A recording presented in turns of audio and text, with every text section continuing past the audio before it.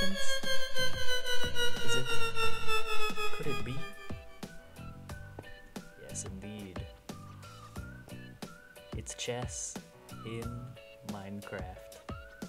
Not just any chess, but this chessboard is fully functional. That's right. Without pressing any buttons, you're able to simply place your selection item in your offhand, which I will do with the F key, and now I can see it's selected, and choose whatever tile you'd like to move it to, offhanding the other item, and boom. I'm moving pieces in Minecraft. Chess pieces. You can take pieces. You can move pieces. It's magic. All thanks to commandBlockOutput. So if this system seems interesting to you in any way, all you need is a few hundred command blocks and you should be good to go. Stick around in this video though, because it's not really it's not as intimidating as well as this looks. It's actually just a little nice little self-contained 3x3 grid. And once you build one of these command block chunks, you can copy paste it for the rest. So that's what I'll be explaining in the rest of the video. Stick around if you're interested in making it happen yourself. And there will be a special announcement at the end of the video, so you can skip ahead to that if you don't feel like following through with literally dozens of commands. It's really only 15 commands, I think. 15 commands and a lot of copy pasting. It's not that bad, I promise. Minecraft chess. Yeah. Alright, so first you just want to pick a place for your chessboard. Let's go with 50-50 to keep it simple. But you can place this anywhere in your world as long as you just make a note of the coordinates. Looks like this should do. And then you're just going to want to build yourself up 13 blocks tall. Or you could dig down, I suppose, but let's build up so that you can visualize this nice and easy. Let's see, is that 13? Yes. Alright. And the top two will just be for the board itself, making each tile a nice 3x3.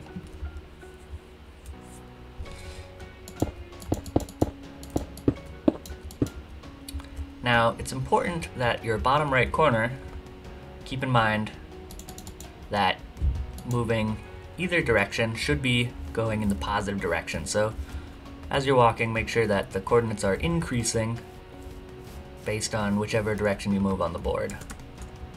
And that will signify which corner we start with. And will make all of the command block math a lot easier to come.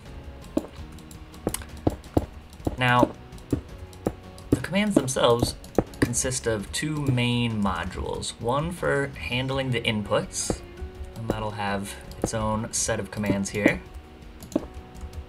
And one for handling the outputs. Or rather, selecting and placing, I should say.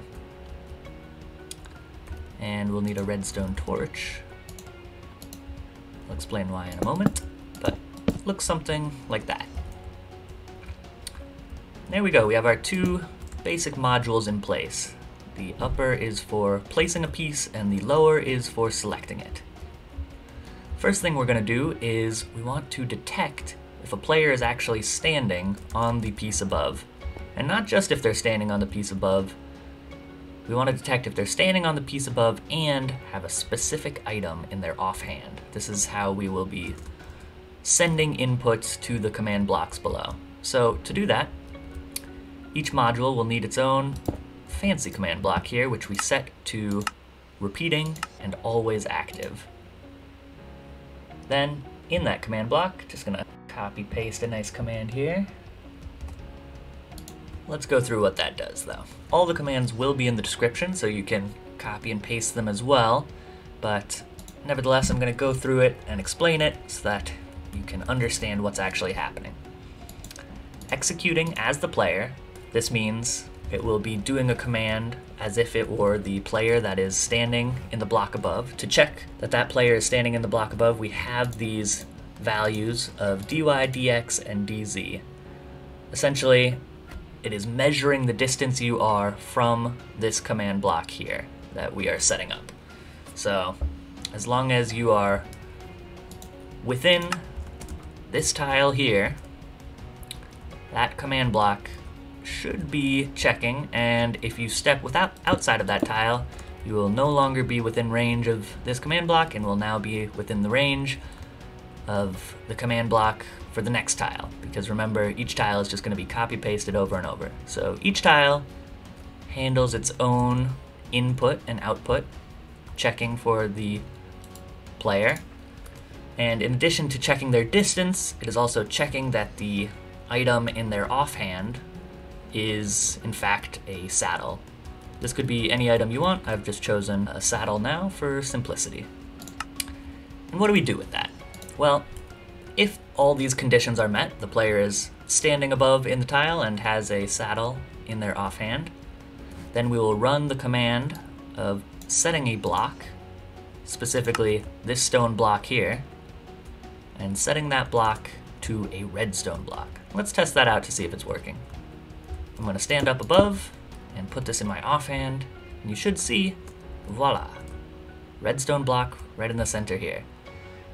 Now the fact that this block sets this block to redstone will trigger all of the other commands in the module, and that is essentially how we will be interacting with the command blocks that are below us without ever having to see them or press any buttons.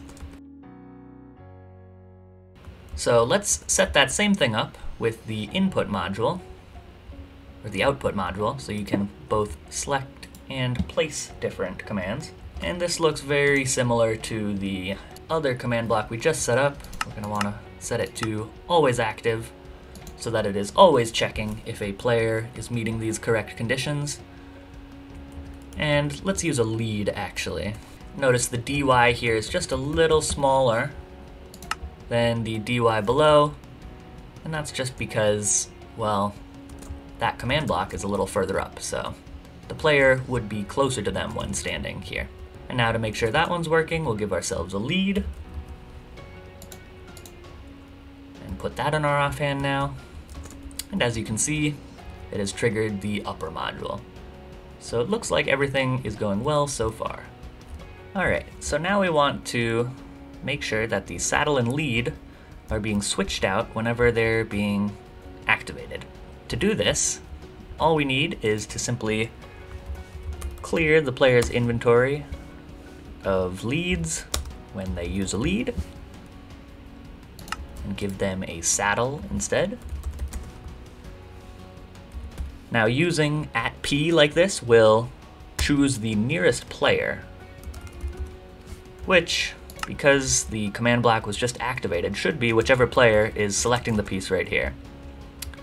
The only case when this will go wrong is if two players are right next to each other, so I just advise that when playing chess, you give your opponent a respectful amount of distance, as is proper chess etiquette.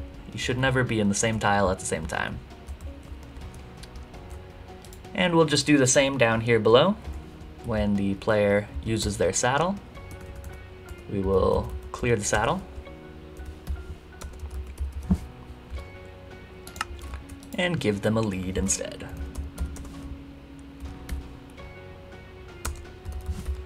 And again, these items can be whatever you want, but because they're getting cleared and given constantly, you're gonna want to use items that are not necessarily very common. Oh, and we forgot to reset our mechanism here, so if we just go ahead and take away the redstone, everything should be working. Oh, looks like it is working, just a little time to reset everything. As you see, we've got our saddle. Now we've got a lead and saddle just by switching things to our inventory. But we can only do it once right now, and we can't switch back because currently the modules are not resetting themselves. So let's go ahead and set that up. Now, in order for the modules to reset themselves, it's pretty simple. All we need to do is set up another command block that will just turn the redstone block back into a regular stone so that it is ready to be activated again. And if you don't know, these tildes here are a way of having command blocks give a coordinate that is relative to the command block that is being activated. So in this case, it is referring to the block directly above it, no matter where that block may be, without having to hard code in each coordinate. This is going to be very useful because we will be copying, pasting each tile, and so we want to be using relative coordinates so that everything's just ready to go, no matter where in the world it's set up.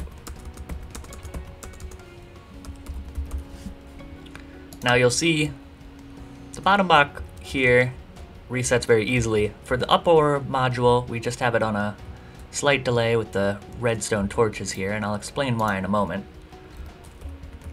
But it just means that we have to do a little more math to refer to this block directly here, and this block will refer to the block above it. So let's manually reset our system here. Oop. It looks like things are already working, but let's test for sure.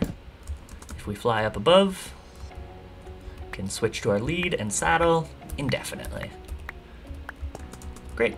So now that we have our modules set up to receive input, it's time to start cloning the pieces that we have above. So in order to do this, you're just going to need to choose another set of coordinates that you would like to put your pieces in. This can be literally anywhere.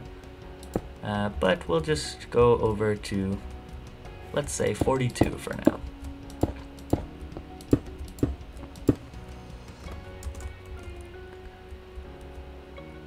Now, on the lower module, which is going to be built for selecting a piece, you're going to want to clone whatever is in the tile above and send it on over to this temporary holding spot.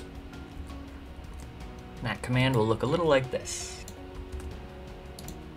As you can see, we have an XYZ here, and that will just be whatever coordinates you chose as the holding place for your piece. Now if we go up above and choose to select, would you look at that? Our fancy piece is now being held over here. Next, we want to make sure that when we decide to place a piece, it is the same one that we have selected being placed back where it was.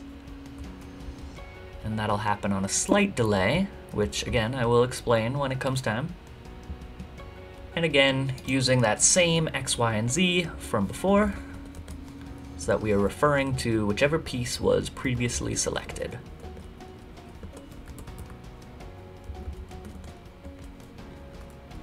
And if you want to make the tiles bigger or the height of the tiles larger, again, that will come in just changing the math here and the math there. So now, if we use the lead though, would you look at that? Our tile has been placed. And just like that, things are coming along. You can customize this in any way you see fit. Select it, fly on over, boom, there you go. And place it right back. Easy as that. Just 2 cloning commands in the upper and lower modules. But we still have a little more space. That's where the fun parts come in. First, we want to give that nice, if you remember, little selection tile here.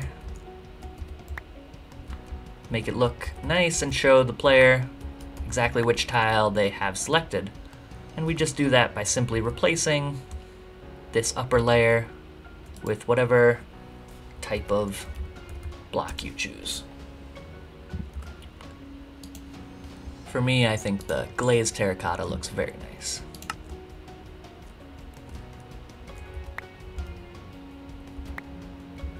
But now we have a problem.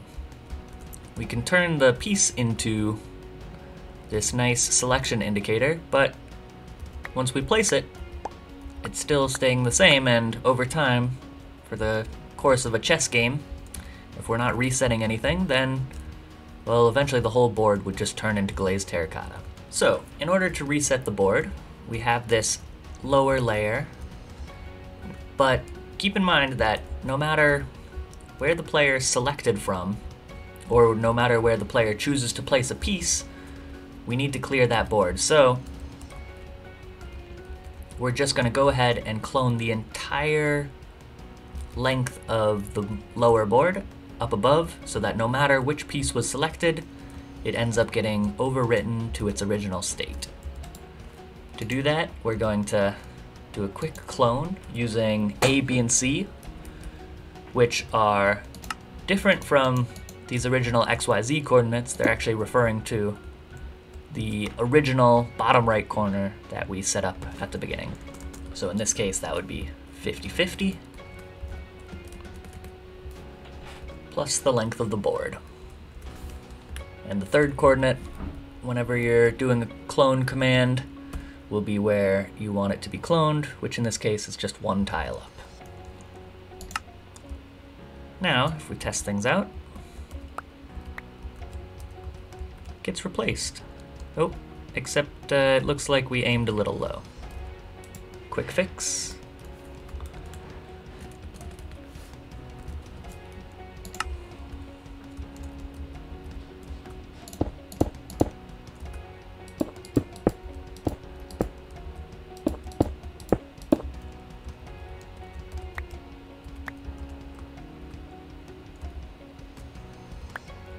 And now the terracotta is clearing itself. Very nice. So we almost have everything set up at this point.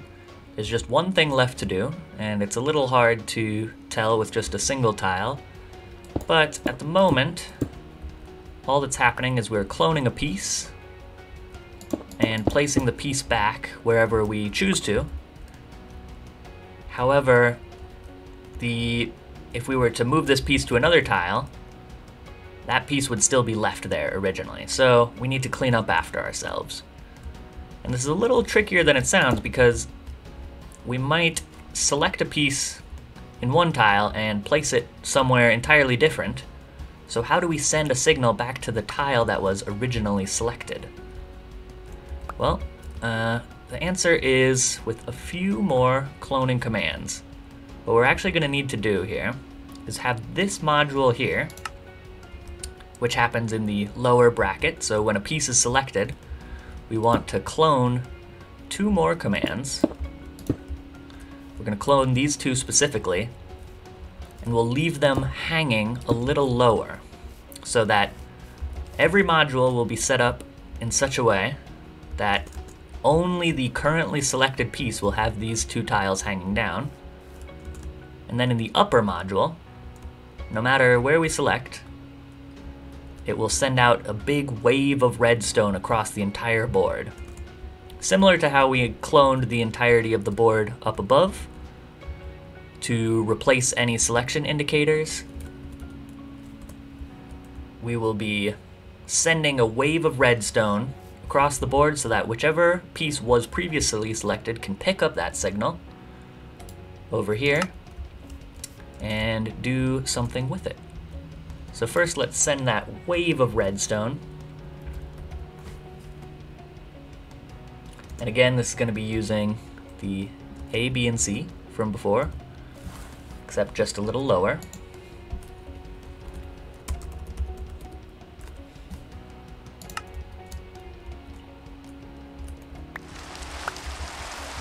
Now you can see here we have an entire layer of redstone, which should cover the entire board.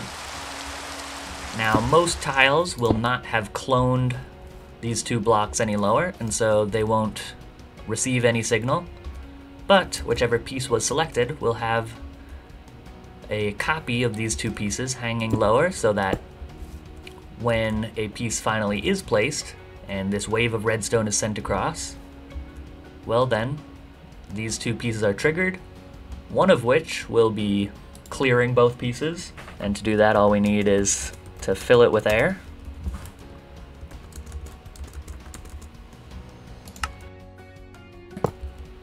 There we go. So that will be this piece.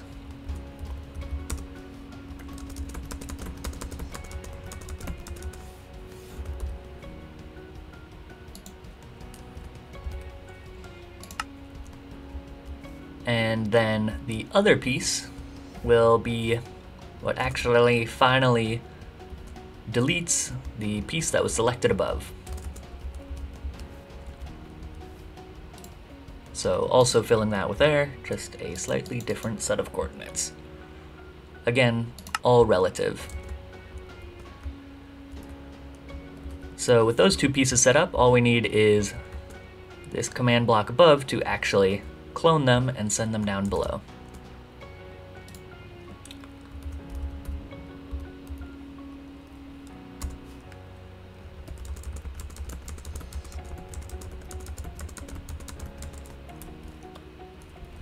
So we're just looking at the row directly below this one and cloning it even further down.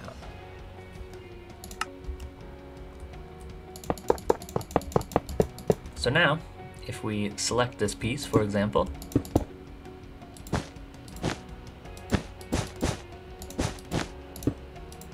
what am I doing?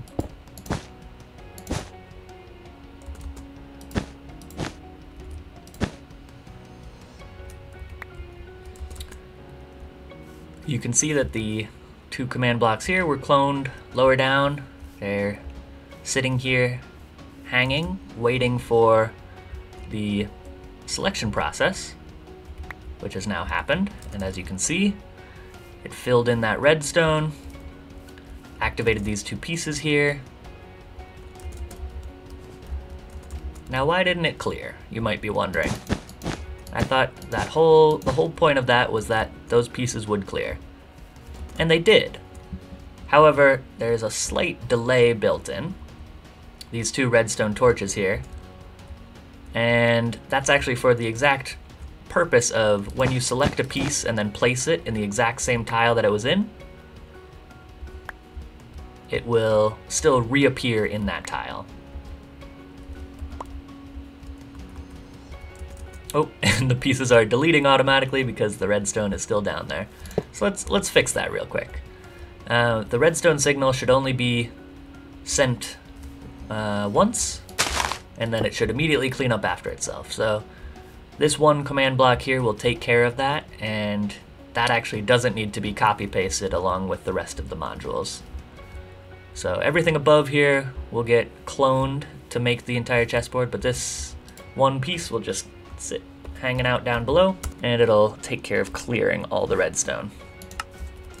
Actually, it looks just like the one that set the redstone, except it fills it with air. There we go. Easy. So yeah, now you can select a piece and place it back where it was. And that's what the redstone is for. But if you select a piece and move it to another tile, which we don't have set up yet, but everything should be in place. Let's just make sure.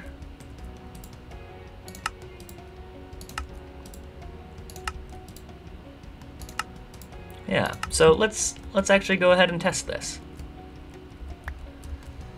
So the last thing to do, once you have all 15 of the command blocks set up like this, just want to start cloning it and filling in the rest of your board.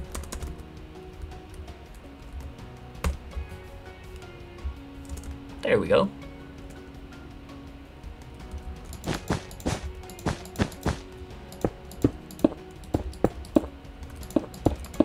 Alright. So now that we have two different tiles, we can actually test that everything is working as intended. So if I build a piece, it gets copied over there. These two are cloned, left hanging, waiting for a signal to be sent, no matter which other tile on the board is selected. A rainstorm starts at the perfect time. And boom!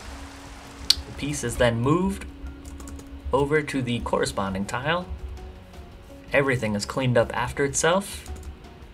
And you have a nice, tidy little system ready to fit into your world. Let's go ahead and copy it a few more times.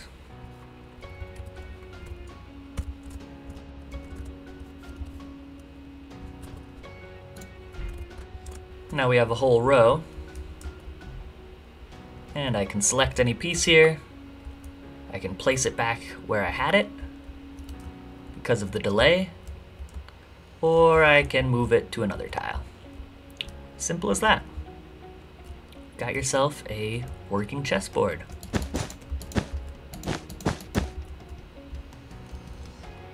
A few more clones this way, and it should all be in place.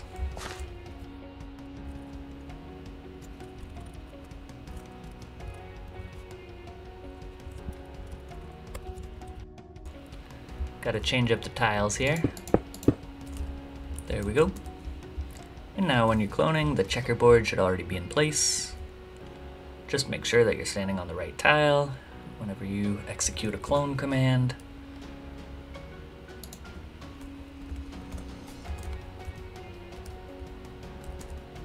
Halfway there, just one last thing to do.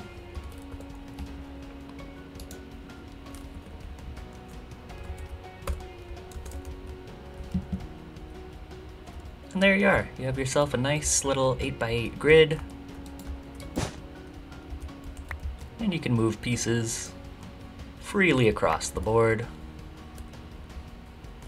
thanks to the power of command blocks.